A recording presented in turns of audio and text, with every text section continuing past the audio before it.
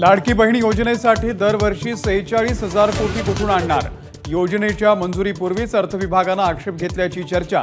भाजपा आणि शिंदेंच्या शिवसेनेकडून टीकेचा सूर.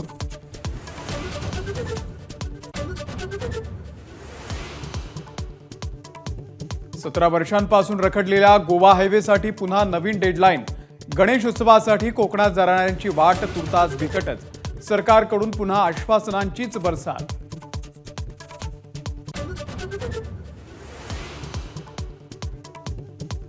लोकसभेमधल्या सलग 2 पराभवांनंतर चंद्रकांत खैरे आता विधानसभेसाठी इच्छुक. तर विजनवासामध्ये गेलेले भाजपचे प्रकाश मेहताही विधानसभेसाठी तयारी करत असल्याची चर्चा.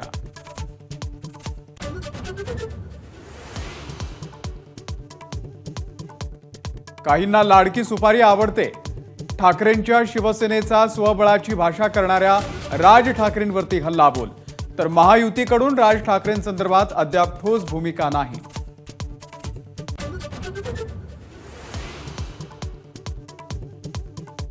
मुंबईचे माजी पोलीस आयुक्त संजय पांडे विधानसभेच्या मैदानात उतरणार. वर्सोवा विधानसभा मतदारसंघामधून निवडणूक लढवण्यासाठी इच्छुक.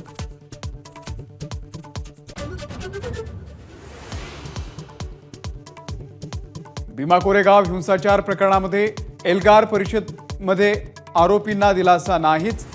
सुधीर ढवळे, महेश राऊत, रोना विल्सन, शोमा सेन आणि सुरेंद्र गडलिंग यांना दिलासा देण्यास हायकोर्टाचा नकार.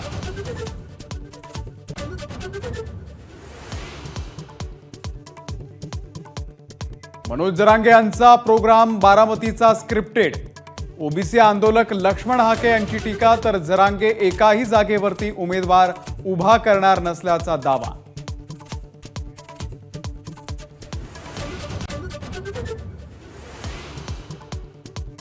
ओबीसी कोट्यामधून मराठ्यांना आरक्षण देण्यासंदर्भात विरोधकांनीही भूमिका जाहीर करावी. मनोज जरांगे यांचं वक्तव्य. तर सरकारवरती हल्लाबोल सुरूच राहणार.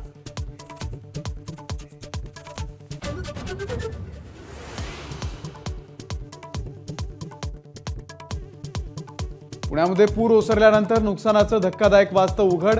सुप्रिया सुळेंकडून नुकसानाची पाहणी. प्रशासनाच्या निष्काळजीपणामुळे पूरस्थिती. सुप्रिया सुळे यांची टीका.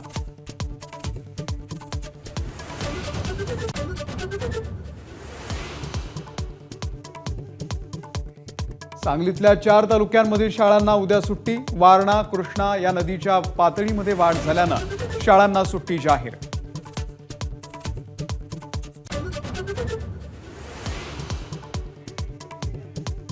जागतिक क्रीडा महाकुंभाची थोड्याच वेळात नांदी.